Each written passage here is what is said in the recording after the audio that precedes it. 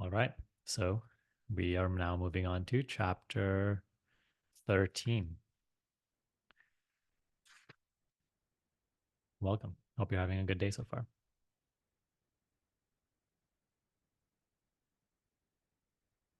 So, as I said, like last chapter was one of my favorites, if not my absolute favorite. This one is also very close to my heart because this has really sort of like the one of the main spiritual practices that resonated with me. I think that this chapter is the path of self inquiry, discerning the seer from the seen, the changeless from the changeful, not identifying with the changeful. Of course, here the language is a little different, but still the theme is very similar. So let's get into it. The field and the knower. So it's verse 1. Krishna tells Arjuna, the body is called a field, Arjuna. The one who knows it is called the knower of the field. This is the knowledge of those who know. I am the knower of this field in everyone, Arjuna. Knowledge of the field and its knower is true knowledge. So the body is called a field. And you'll see soon where Krishna describes it. The body is not just, he's not just talking about this, he's talking about the entire manifest physical universe and the mental. So the field includes both physical and mental, everything included in it. And the self is the witness of the field in all beings. So Krishna says, I am the knower of the field in everyone. Your inner witness is that which you seek, is the self that you seek. So he says, knowledge of the field and its not knower is true knowledge. So knowledge in the way we talk about it personally is like knowledge of things, you know, the more you know about the world and its workings, that's like you're more intelligent. But Krishna here says that, knowledge of the field and its knower, really understanding the field and its knower, that's true knowledge. So then he tells him, listen, and I will explain the nature of the field and how change takes place within it. So he's really just sort of giving Arjuna a better understanding of reality and also all the workings of nature. So in verse 5, the field, Arjuna, is made up of the following: the 5 areas of sense perception, the 5 elements, the 5 sense organs, and the 5 organs of action. So if you look at the entire physical world, what is it made of? Does it have any existence apart from the 5 areas of sense perception, the 5 elements, the 5 sense organs, and the 5 organs of action? These comprise the entire physical reality. Then, the 3 components of the mind: manas, buddhi, and ahamkara. So, manas is what we can, for simplicity purposes, and I may be wrong in this, but I mean, ultimately it doesn't matter that much, but we can call it the thinking process. I'm sure it has a deeper definition to it, but the thinking process, manas. Buddhi is the intellect, the sort of discriminative quality of the mind, and ahamkara, which is ego. So I love how he divides the mind into these 3 components, and he includes the ego, which is the sense. And Eknath Ishwaran described it beautifully in here. Ego is the notion. So the word amkara, aham means I, and kara means maker. So you can see that the ego is just a mental impression. I am the doer. I am the creator. I am the maker. I, mine, me. Notice that's how we live our life, right? We have a sense of possession over reality. We have a sense of possession over the body. Ideas, like it's my ideas. I did those ideas. I am making my thoughts. I am doing my thoughts. I am doing action. I am the doer. So that's just a that's just a theme that rules over the mind. It's nothing other than an idea. It's nothing other than part of the field itself. Okay, it's not yourself. It's not you. It is part of, it's like part of the movie that's playing on the screen. So the ego is part of the movie. Ego is not doing the movie, it's part of the changeful scenery. So that includes the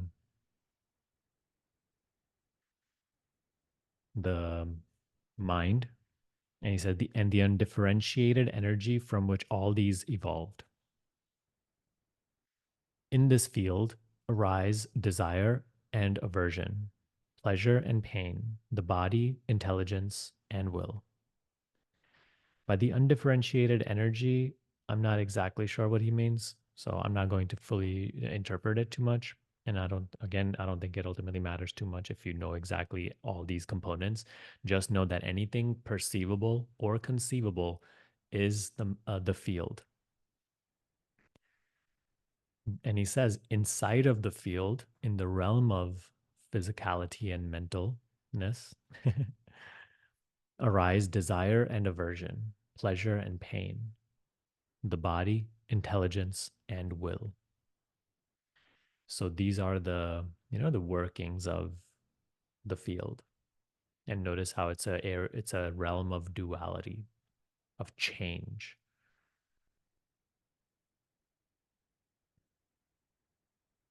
So in verse 7, those who know truly are free from pride and deceit. So in this verse, he is describing those who really understand the knowledge of the field and the knower. Those who know truly are free from pride and deceit. They are gentle, forgiving, upright, and pure, devoted to their spiritual teacher, filled with inner strength and self controlled. Don't wait to become like this. The example that he is giving is what we have to strive to be here and now.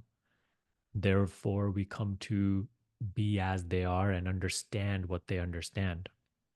You see, whenever he gives a description of the wise, don't say, I am not wise and I need to become wise. No, embody those qualities, those traits, live as the wise do, and you come to know what they know.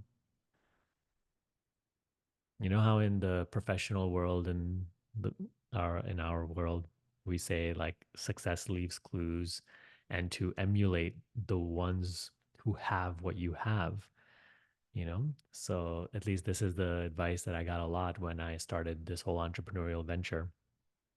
And it's funny that like, in the beginning when I started this my own YouTube channel and my business, the ones I used to look up to were business people and people who had a lot of money and success.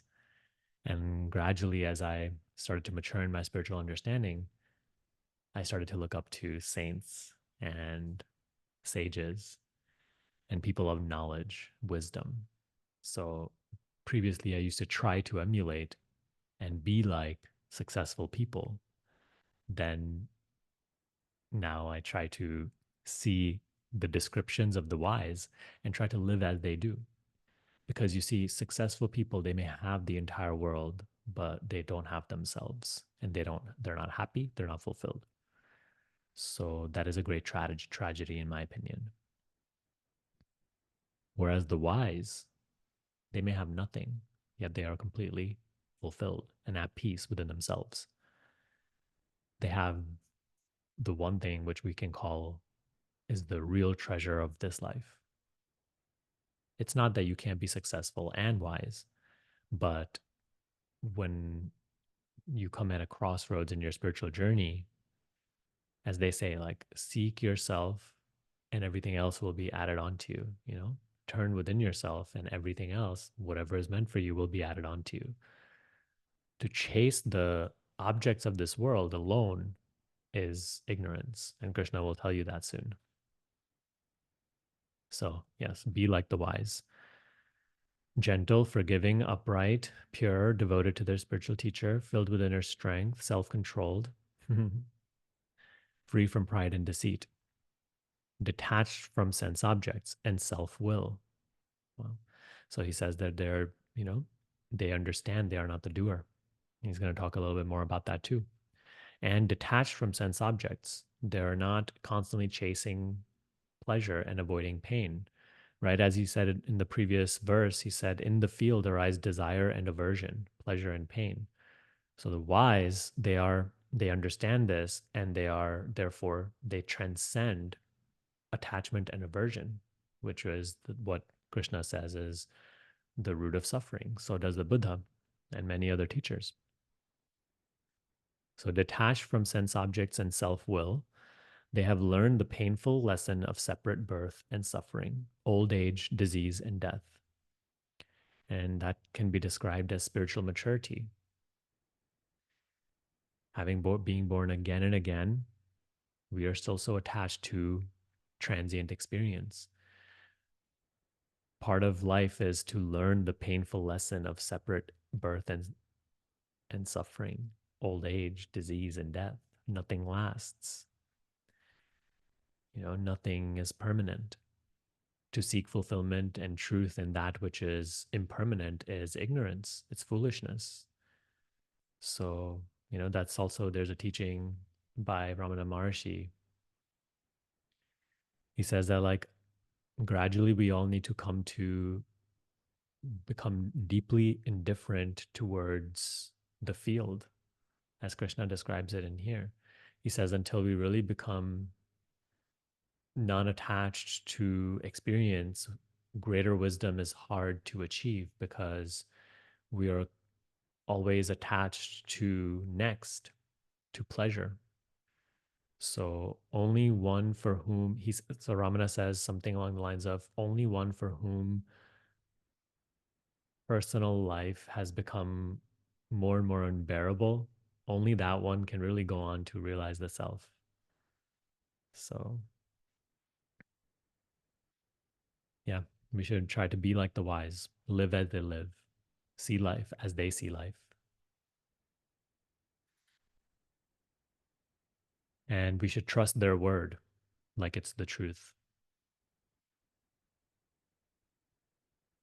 In verse 9, free from selfish attachment, they do not get compulsively entangled, even in home and family. They are even minded through good fortune and bad. Notice how, like, what gets us entangled in the field? Selfish attachment. Without selfish attachment, you're sort of like free to just let life be as it is. Free from attachment and aversion. Where is there lack? Free from attachment and aversion, what needs to change? So every time you are challenged with suffering, see that in that moment, you are wanting things to change. In this moment, can you let go of needing anything to be different? I made an Instagram post today, actually, saying something along the lines of, like, you don't become free from suffering by trying to control experience and getting rid of suffering. You get rid of suffering by not needing anything to be different in this very moment. Acceptance is the only way of what is here now, of where you find yourself, and acceptance of whatever may come. So even minded in good fortune and bad, right? Beyond the dualities of life. Their devotion to me is undivided. Enjoying solitude and not following the crowd, they seek only me.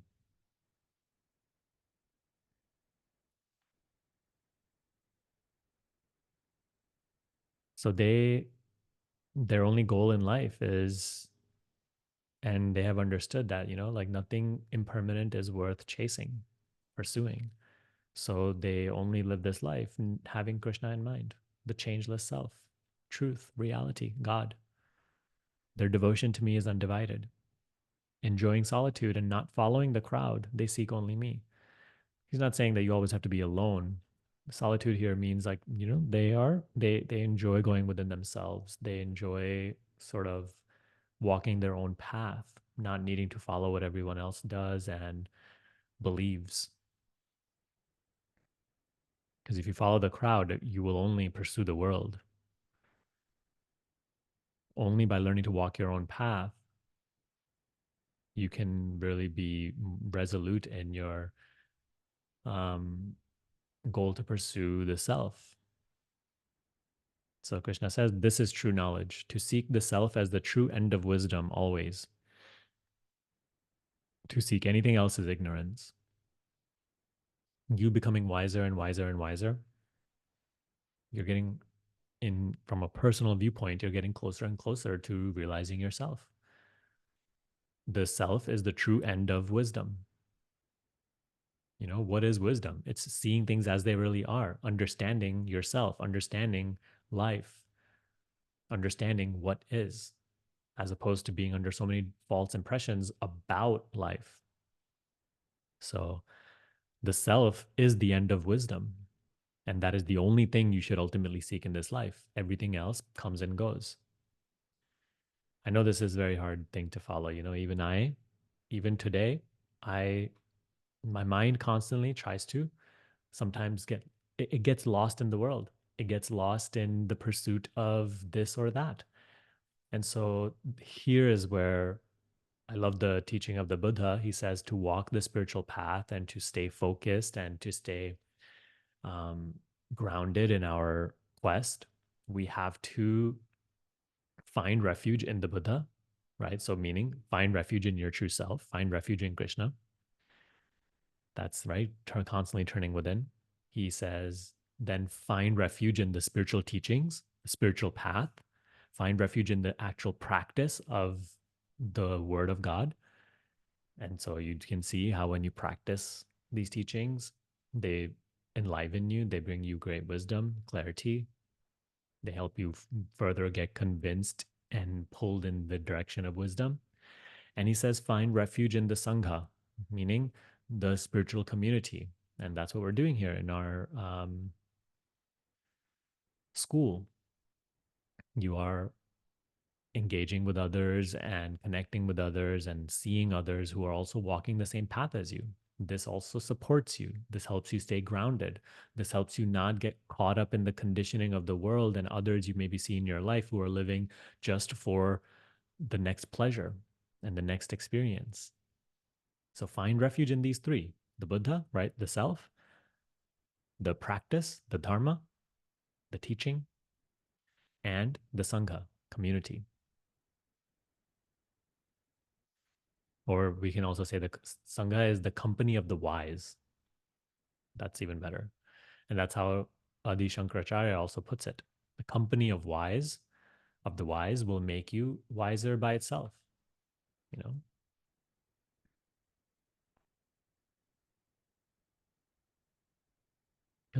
Because we see the wise. We see how they act, we see how they perceive things, how they handle life's challenges, and that itself is like a transformative agent. Then we start to be like them.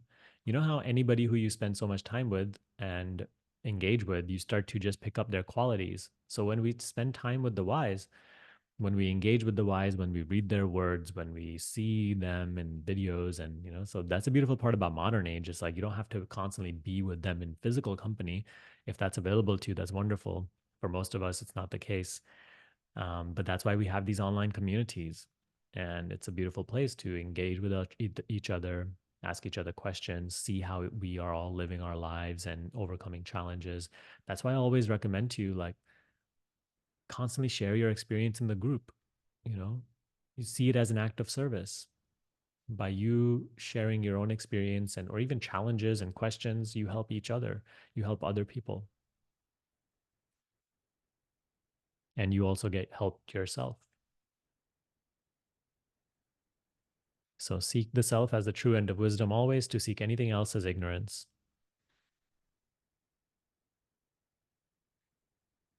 So he tells Arjuna in verse 12, I will tell you the wisdom that leads to immortality, your real self, the beginningless Brahman, which can be called neither being or non being. It's transcendent of both.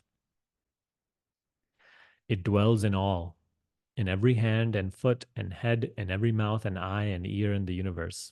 He's basically saying that anything and everything you see, animate and inanimate, it is the self. The self shines in its functioning. It says, without senses itself, it shines through the senses. Completely independent, it supports all things. Beyond the gunas, it enjoys their play. So he says that it's transcendent of all these things, yet in all of creation, it shines through it. How does it shine through it? As the knower of the field. How does it shine in the field? As the knower of the field, as the witness of all things. Beyond the gunas, right? The movement of prakriti, the three qualities of prakriti, it enjoys their play. It watches their play. It experiences their play.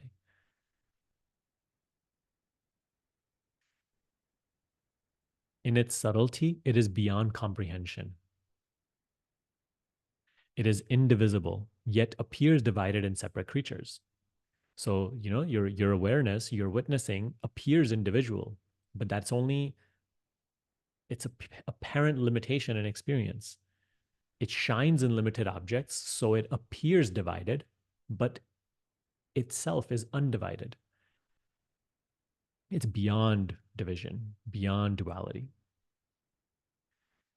So Krishna says, know it to be the creator, the preserver, and the destroyer. That's why Nisargadatta Maharaj constantly says, worship your I amness. Worship I amness as your greatest God, greatest guru. Your true self shines within you as your I amness. Honor it. Pay attention to it. Be with it. It will reveal to you all things.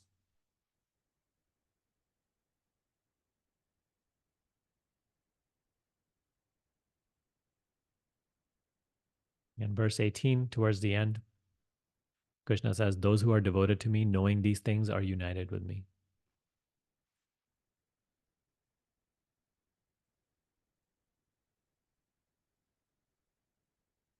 So in verse 21, Purusha, which is the knower, resting in prakriti, which is the field,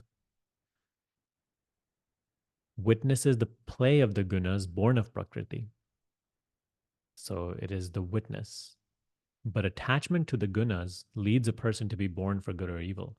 So Purusha itself, the knower, the self that shines within you, is free from attachment. So when we attach ourselves to the play of the gunas, when we attach ourselves to physical and the mental, when we identify with it and when we chase it, now we are constantly now entangled in a web of birth and death, creation and destruction, dissolution. We are entangled in the world. We have become worldly. Within the body, the Supreme Purusha is called the witness. You see, the Supreme Purusha is the real self. Within the body, it is called the witness. It's the approver, supporter, enjoyer, the Supreme Lord, the highest self. So your inner witness is a reflection of your true infinite being.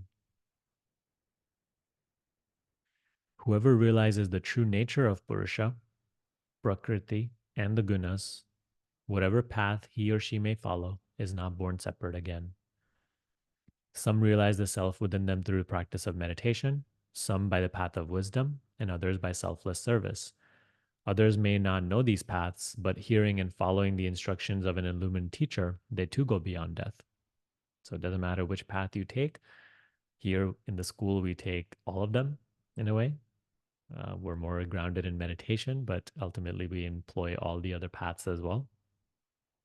That's called the spiritual life, the Dharma.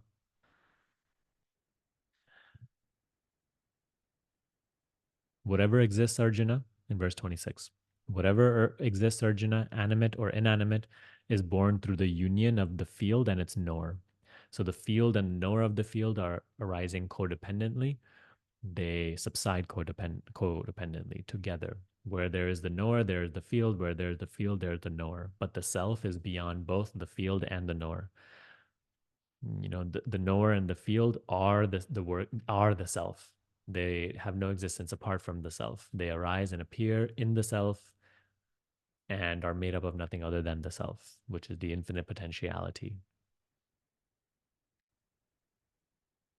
In verse 27, they alone see truly who see the Lord the same in every creature, who see the deathless in the hearts of all that die. So in everything and everyone, see the self, honor the self. Do not harm others, respect and care for all others. Don't just live life to attain your selfish needs and attachments. Do your work selflessly. In this, you will be service to the Creator and all of its creation. In verse 29, they alone see truly who see that all actions are performed by prakriti, while the self remains unmoved. So the wise do not claim, I am the doer. They see the entire movement of mind, the deciding of mind, the doing of the body, right? And the consequences that the body experiences. All of this, they see it as the movement of prakriti. And while the self is only the witness, it remains unmoved, unattached, unaffected. When they see the variety of creation rooted in that unity and growing out of it, they attain fulfillment in Brahman. So as we begin to really understand the play of Prakriti and the Purusha as the witness, unmoving witness, as we begin to discern more clearly and understand the seer from the seen, we start to find fulfillment in our real self. The understanding of our real nature starts to become clear. So in verse 31, the Supreme Self is without a beginning, undifferentiated, deathless. Though it dwells in the body, Arjuna, it neither acts nor is touched by action. So all action is just the movement of Prakriti. I do nothing. Ego, which is a part of the field itself, ego, which is part of the mind itself, is the notion I do this, which is why we feel I am the doer. So let that appearance happen. Don't try to destroy that appearance. You need not. Just start to see through it. Start to transcend it by not believing in it anymore. Seeing it also as something that is part of the field.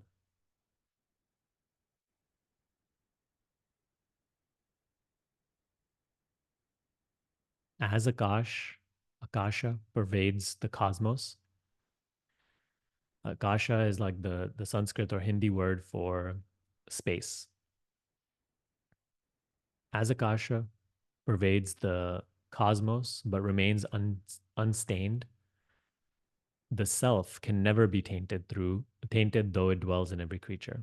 So just like space is the ground for all that exists and moves and happens, but itself is never affected. A billion years may go by and all this creation and destruction, all that which is beautiful and destructive may happen in space, but it doesn't affect the space. Space remains unaffected, clear, totally untouched.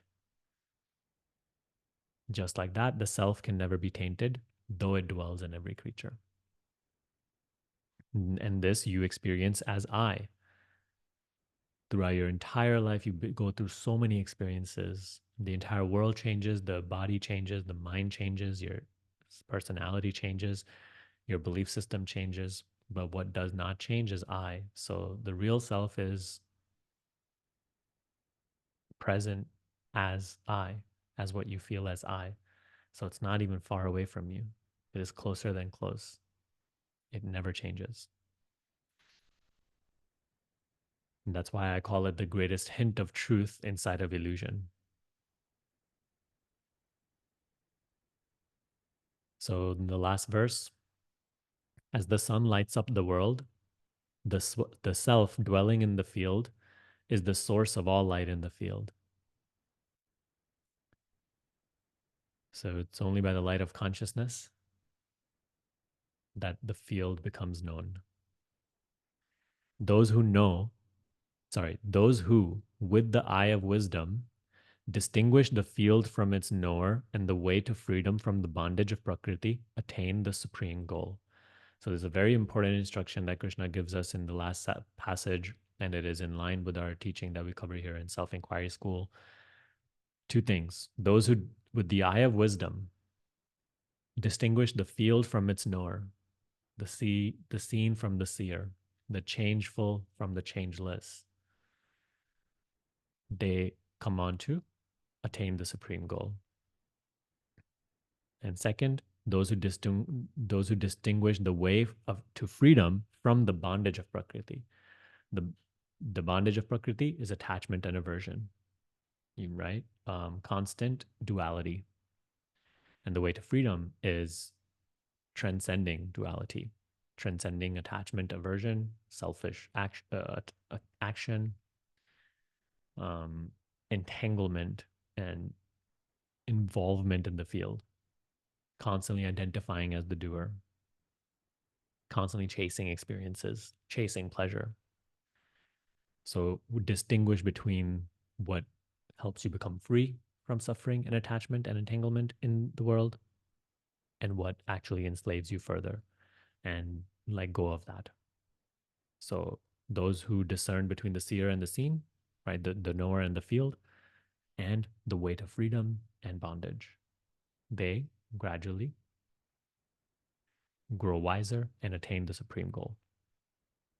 So he gives us a very powerful instruction on the spiritual practice.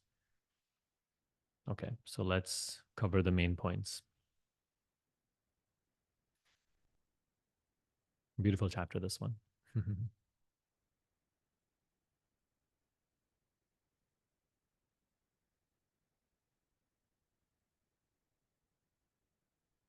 Okay,